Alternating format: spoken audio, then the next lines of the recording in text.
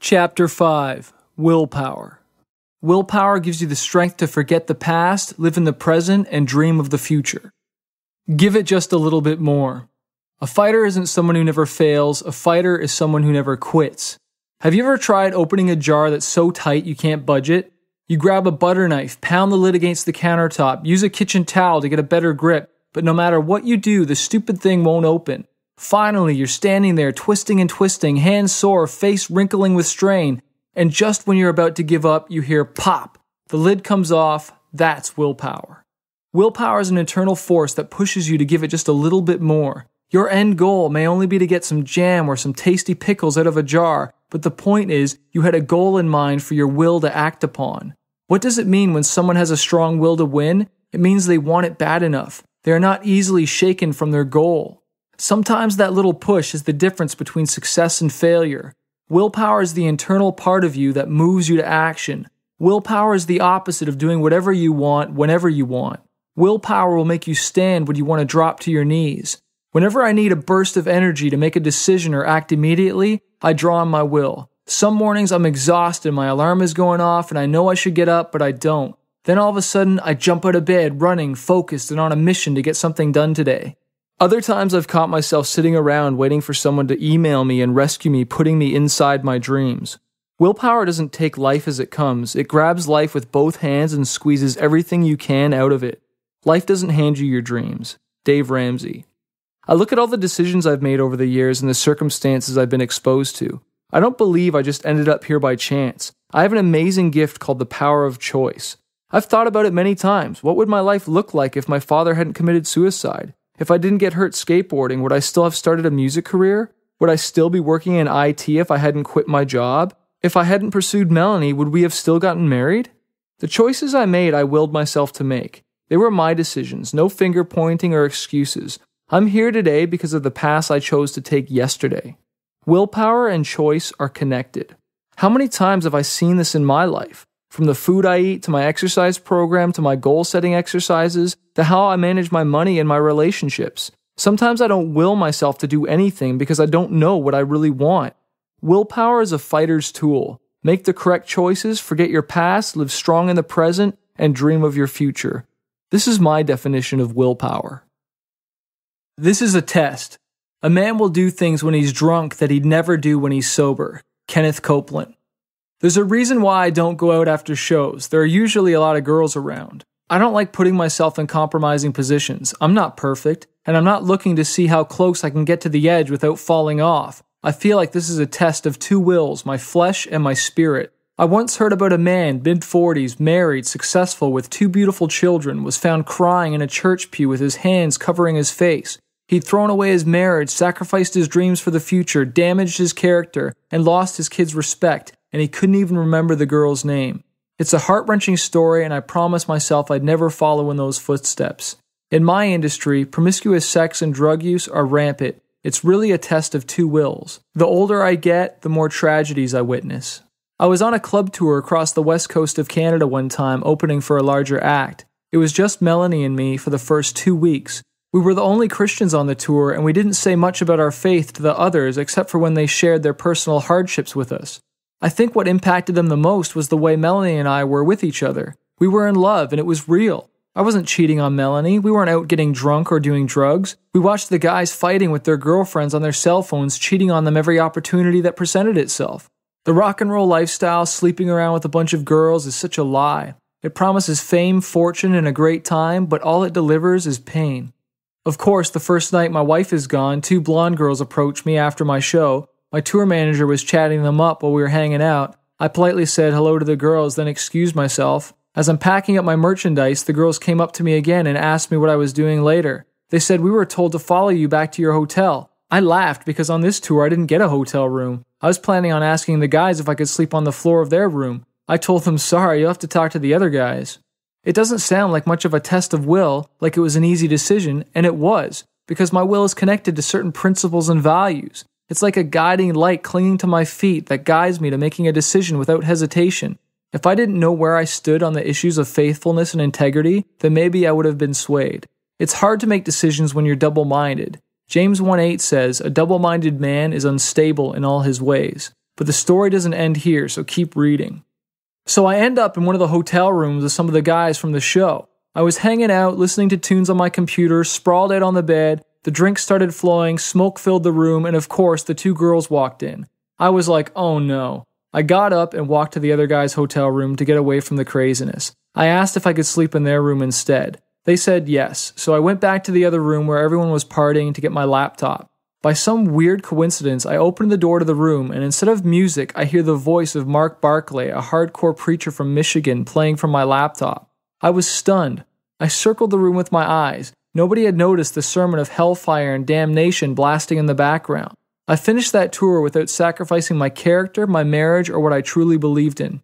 I also made some new friends. There were dozens of times my will was tested, but I remember that man who gave up his lifetime of happiness for 15 minutes of pleasure.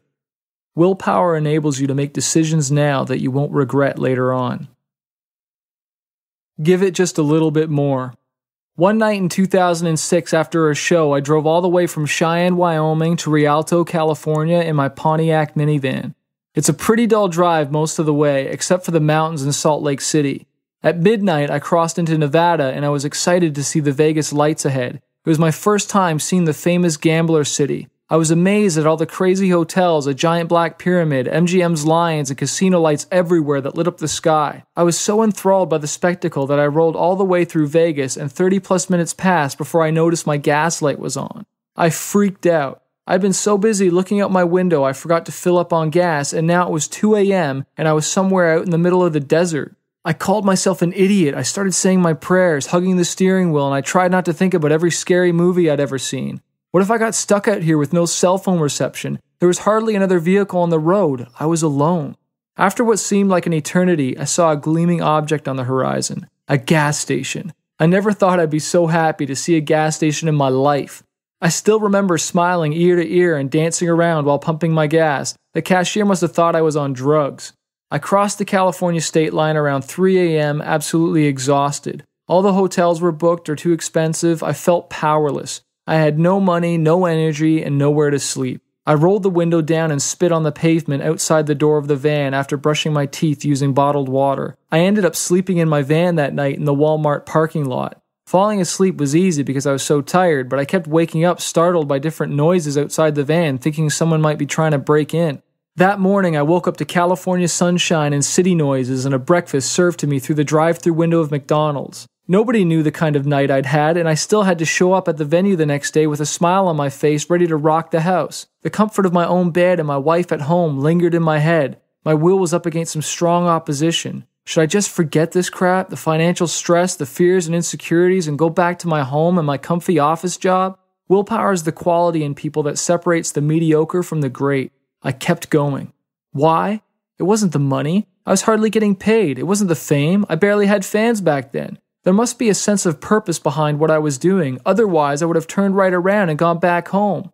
I remembered a moment in my life where God spoke to me and gave me a vision of performing in front of a sea of people, changing lives and sharing the message of love through my music. That was my motivation, and I was willing to do it at any cost. Hell Week. I like reading about the vigorous training Navy SEALs do. It strengthens my willpower. At the height of their training, some of the classes of trainees only get 2 to 5 hours of sleep with continuous drills simulating warfare and tests of endurance. It's called Hell Week. They're woken up at some ungodly hour by the sound of gunfire with live rounds going off, a sound much louder than blanks.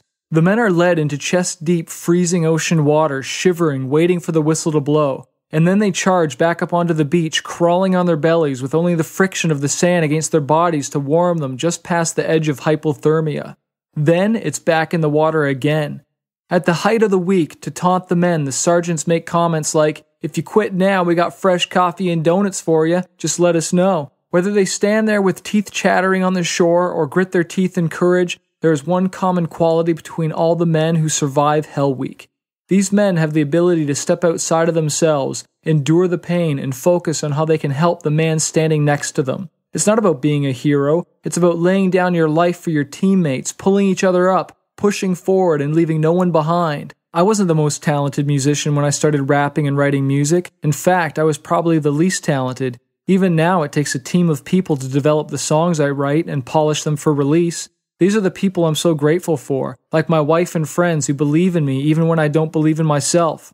Maybe you're going through something right now that feels like the toughest fight of your life. You might think you're at your breaking point. Imagine it's Hell Week and you're in training. Don't quit now because the greatest breakthrough of your life is just around the corner. Can I encourage you? Can I pull you up and push you forward like a soldier standing by your side?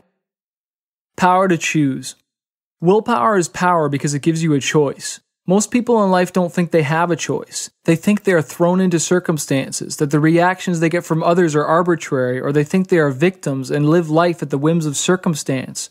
When you realize that this is false and that you do have a choice, you have power. There's a Bible story that illustrates willpower well. It's the story of Shadrach, Meshach, and Abednego. These three men stood strong on their faith when their lives were in danger. Nebuchadnezzar, the king, wanted them to worship him. They had a choice. He told them to bow down, but they would not. Nebuchadnezzar threatened them with death, and their bodies would be thrown into the fire, but they didn't change their stance. They would not bow down. The king, true to his word, had the three men thrown into the fire. God met them in the fire, appearing as a fourth man walking around, and not a single flame damaged their clothes or skin. Shadrach, Meshach, and Abednego didn't know whether God was going to show up or not, but they knew that they couldn't bow down. When I'm faced with tough decisions, especially when it comes to morals and integrity, I remember that I always have a choice, and the principles and values I have put in place guide my will. The mixture of willpower, strong beliefs, and principles makes you an individual that is not easily shaken. Some people think of willpower as self-control, a force that holds them back from doing something. That's close, but not entirely correct. Willpower is the self-directed energy behind self-control. Willpower doesn't hold you back. It pushes you forward, allowing you to do something great. You were born during this time in this country to do something great while you're here living on this earth. There are no accidental humans. We all have a purpose for our life. The question is, now that you know you're born to do something great, what will you do? Whatever it is, big or small, you only have one life to do it in, so you better start today. Willpower is essential to the accomplishment of anything worthwhile. Brian Tracy. Okay, here are your action steps. Number 1. Sharing God's message through my music is what engages my willpower when I need it most. What motivates you to go the extra distance? Write that down. Number 2. Write down 2 times you've used your willpower to stick something out. Finishing your homework, staying late to finish a project at work, another 15 minutes in the gym, choosing to forgive someone who wronged you again. You know what it is, but write that down right now.